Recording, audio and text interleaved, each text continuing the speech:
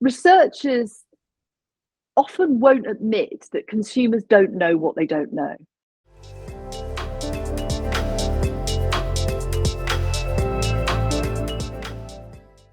Hi, I'm Neil Perkin, the host of Think with Google Firestarters. Firestarters is a series of insightful conversations with the interested and the interesting of the advertising, marketing and innovation communities. And today I'm delighted to be speaking with Helen Edwards. So Helen is the co-founder of Passionbrand. She's an adjunct professor at the London Business School, a well-known marketing speaker, a columnist at Marketing Week, and also the author of a brand new book, which is called From Marginal to Mainstream, Why Tomorrow's Brand Growth Will Come From the Fringes and How to Get There First. So Helen, welcome to Firestarters. And I'm going to go straight into my first question, if that's right, to ask, what is your provocation for the Firestarters audience? Well, I guess my provocation would be about growth, which is about, it's no surprise that we as marketers are all chasing down growth. That's what we all want. But I think looking in the usual places, doing the usual things is not going to get us the long-term sustainable growth that we're looking for. It may get incremental share gains. We'll be chasing each other down for the next new sort of flavor or pack size or service innovation, but it's not going to get that long-term sustainable growth that we all seek. And a place to look, it's not the only place to look, is the marginal behaviours of society. Now, what I mean by those are behaviours that people choose to do. So it's not a trend, it's a behaviour. It's behaviours that people choose to do that probably less than 3% of people are currently doing it. So that might include eating insect protein, partaking in polyphasic sleeping, free birthing, having a home burial, taking part in quantified self or wicker activities. These are marginal behaviours that less than 3% of the population are doing, but some of them, not all of them, will blast into the mainstream. And it's kind of fascinating because if you think about it, veganism was marginal once, and now it's a $23 billion industry. And the business that have done best out of that are the ones that were in it from the beginning. So as marketers, we need to be looking at those behaviours and understanding which ones might go mainstream and thinking about that as an innovation opportunity, a growth opportunity. Yeah, so interesting. So the idea of paying attention to those kind of behaviours on the fringes, I think actually there's a quote from the blurb that I read on the book, which is saying that marketers need to turn their attention to the margins to confront, evaluate, embrace the strangeness of behaviours, ideas and ways of life at the fringes, which is great. Yeah. I guess my question on that though is, how can marketers really identify which of these behaviours have the potential to go a lot bigger? Yeah, I mean, I think this is the challenge, because I don't know about you or anyone else.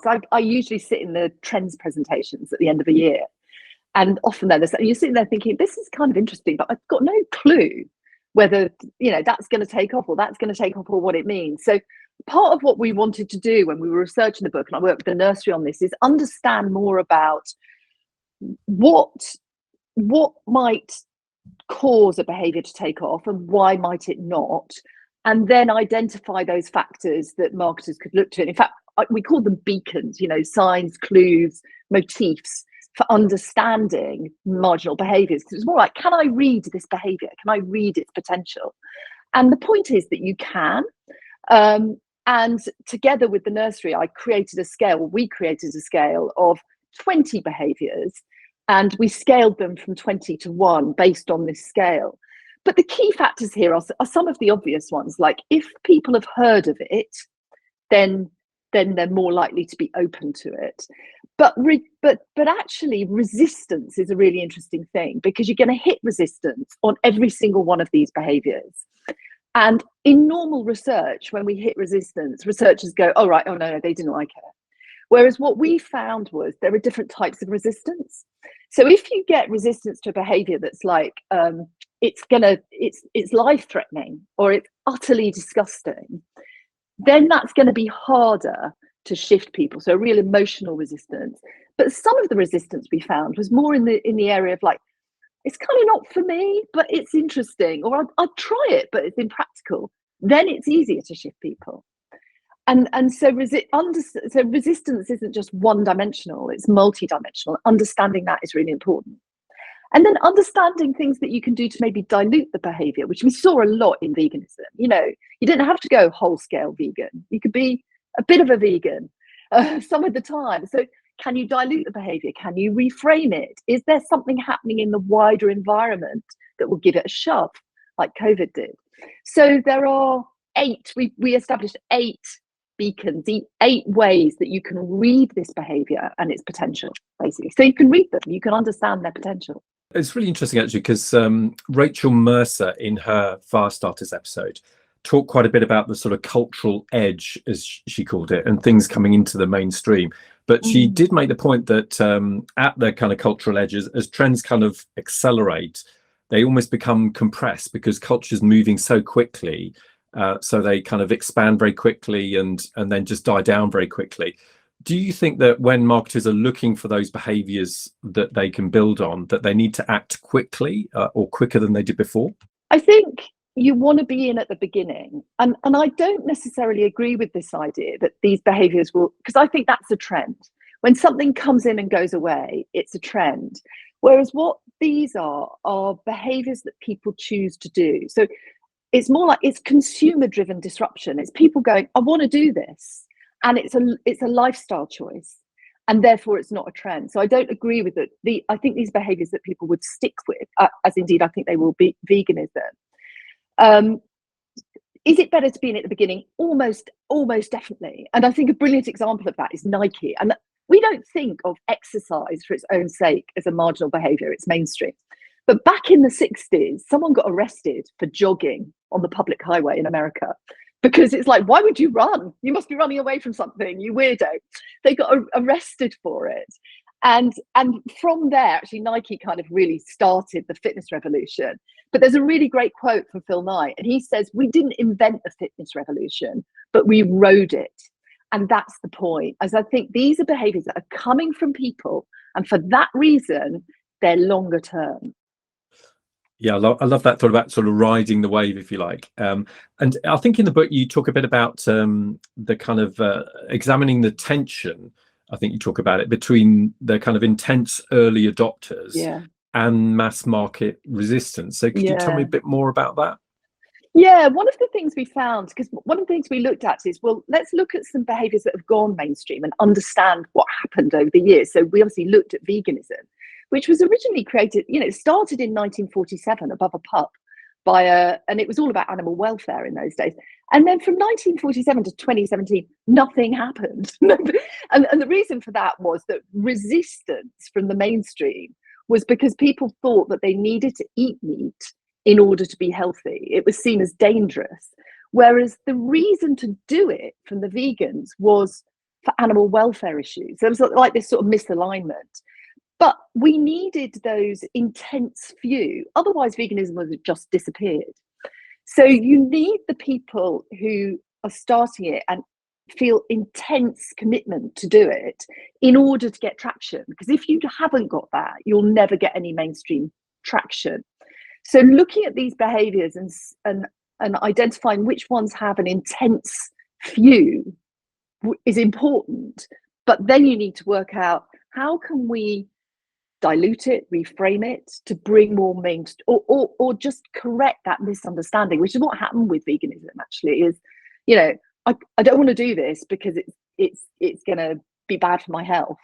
You should do this because it's good for animals. I mean, just talking past each other. Whereas eventually, of course, the reason not to do it became the reason to do it, which is it's good for you. I mean, do you think there is something in here about working maybe with influencers? Because sometimes influencers and early adopters are the same people. They develop a following and they help champion a cause or a behavior of some kind. So do you think there is an opportunity for marketers to kind of align it with, that whole idea of influencers and communities of interest and so on? Yeah, maybe. I mean, I think also marketers and established brands have a role in bringing trust to something that people might resist and finding ways to make it more doable, more practical, if you like. I think the role of influencers is interesting, but I think often when an influencer has got involved in something, it's already on its way to the mainstream. So, actually you want to come in before then, really. And I think the other thing that's important about this is sort of why now? Why do I think marginal behaviours are going to become more prevalent now? And I think that is partly to do with social media. It's easy for us in the mainstream to see these behaviours, and we might never have seen them if it weren't for the role of digital and social. And I also think the growth in streaming in an odd sort of a way. You know, we've got all these TV platforms. They all need content. Making programming about these behaviours is actually quite cheap, so you're going to see more. So I think there are a few factors that mean that these behaviours will be more visible to us, actually.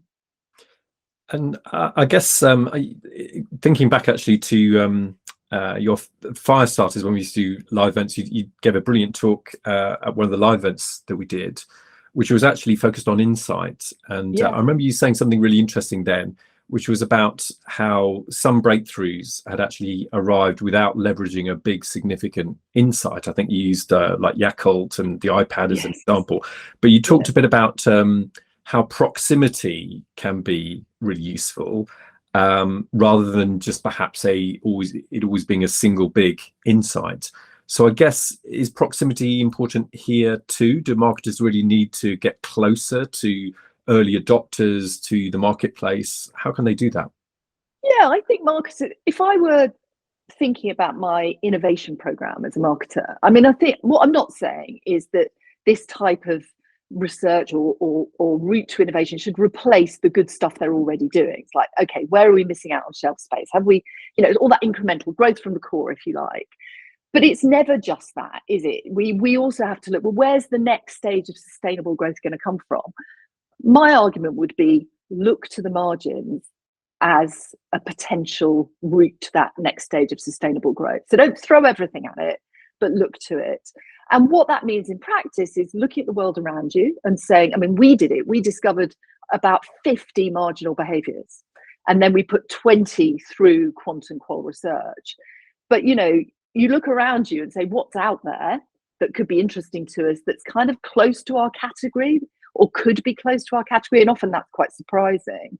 And then, okay, how do we read that behaviour and its potential? Could we play a part in diluting it or reframing it to bring innovation into the mainstream, because mainstream people might want to do it? And just sort of building on that and related to something you said earlier, just that, so let's say you've as a brand identified a really interesting behavior that you think is going to get bigger. What are the ways in which that behavior can be carried into the mainstream? Well, I think there's a couple of things. I think with some things, the very fact that a mainstream brand is doing something there carries with it some kind of trust. So if you've got to a behavior where your resistance isn't, oh my God, it's disgusting and it might kill me, it's a behavior, it's like, oh, that's kind of interesting, I think I might try it if it were a bit more practical.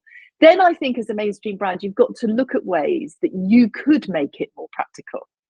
And you could find ways. So one of the really interesting businesses we looked at is insect protein. Eating insect protein is kind of a no-brainer, actually, because it's more sustainable, it's a great source of protein, and it's cheaper.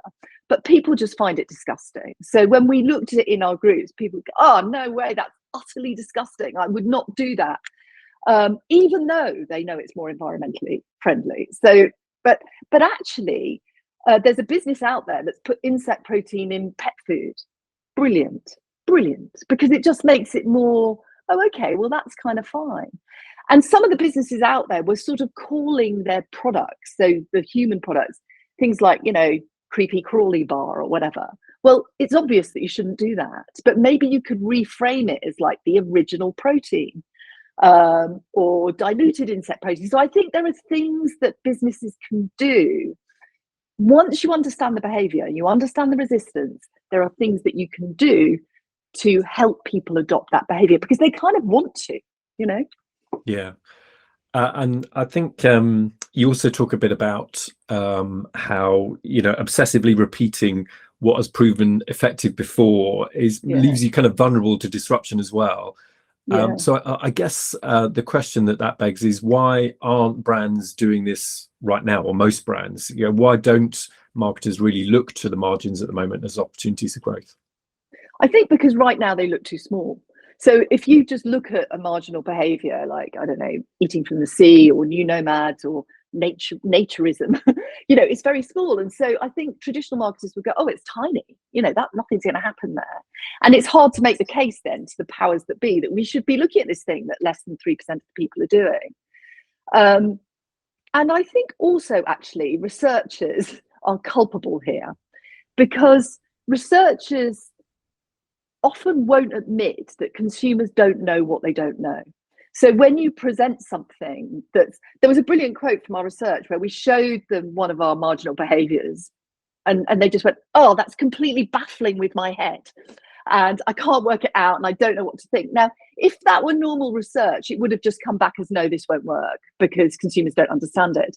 So I think researchers are culpable, because I think they often go in with a fixed view about a category, and then they don't recognise or won't recognise that consumers don't know what they don't know. And therefore, everything the consumer says in that moment is some kind of truth, which of course it's not, Is there like a best practice or whatever about how brands can actually engage with this new behavior? I mean, is it always about products and creating new products for that audience, or is it also about perhaps creating assets and community? I don't know. What are the ways in which brands can engage with that behavior? Well, I think there are products and services to help those that might want to do the behavior do it. Okay, so I think there are products and services, and then you're Nike, aren't you? Then you're in with the first cushioned running shoe, helping people go jogging, whereas before they just had to wear plimsolls. So I think there is that, but I also think there was something else that was really interesting. Is I think sometimes, going back to insights, looking to groups that are on the fringes of our world can sometimes inspire an insight. So it's like, you don't have to go a wholesale and go, oh, we're now going to produce, I don't know, a polyphasic sleep headgear or something. But sometimes looking to the fringes of a particular category can help you with insight.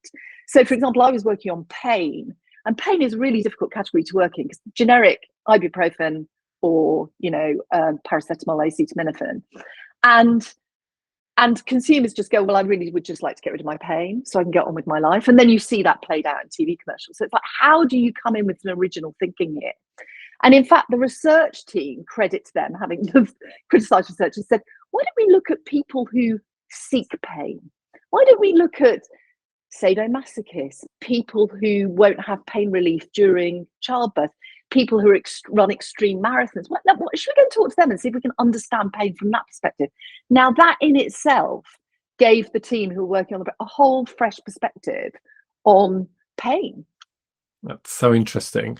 And you mentioned earlier about the challenge, I suppose, within an organization, because it's not scaled yet, of making a business case, I guess, for engaging with that behavior.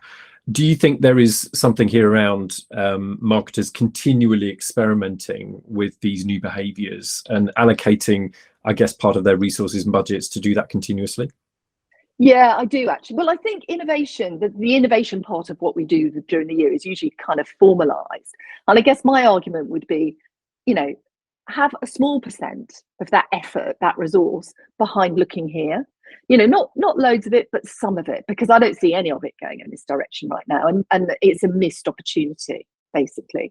And I think the other thing actually is, and this was an unintended consequence of the work that we did, is that when you look at a lot of these marginal behaviours, like uniform wardrobe, always wearing the same thing, insect protein, living off the sea, the quantified self, a lot of them reflect the values of society. Call that ESG if you like, because they reflect a desire to live a more environmentally friendly life, a desire to embrace diversity more. And for that reason, that's another reason why I think we as businesses ought to be looking at them, because it joins together those two important functions that often that can seem in conflict, but they're not. And just get back to how marketers can really identify these behaviors that have so much potential. I mean, just the methods you mentioned, sort of social media is quite useful here, research, of course. Yeah. Are there any other kind of really useful kind of ways in which marketers can do this? What, identify the behaviours? Yeah. Well, a starting point would be to buy the book, because there's 47 of them in there, and there's a ranking of the top 20 from the UK and the US.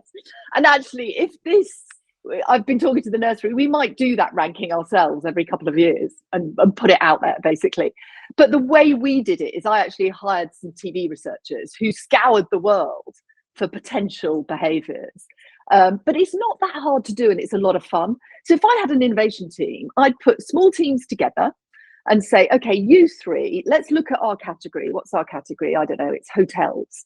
Let's take an area that, the way people want to live their life. So big areas, in travel or something, and go off and you go and look for some behaviours that relate to that, and then come back 3 weeks later.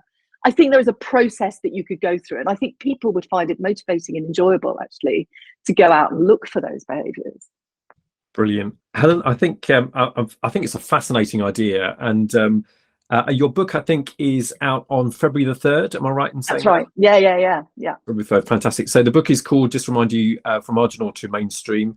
Fascinating premise. Unfortunately, we've run out of time, but it's been fascinating speaking to you, Helen. So my thanks to you for being part of Firestarters. And if you're listening or watching, don't forget to subscribe and share. And thanks again to my guest today, Helen Edwards. Thank you.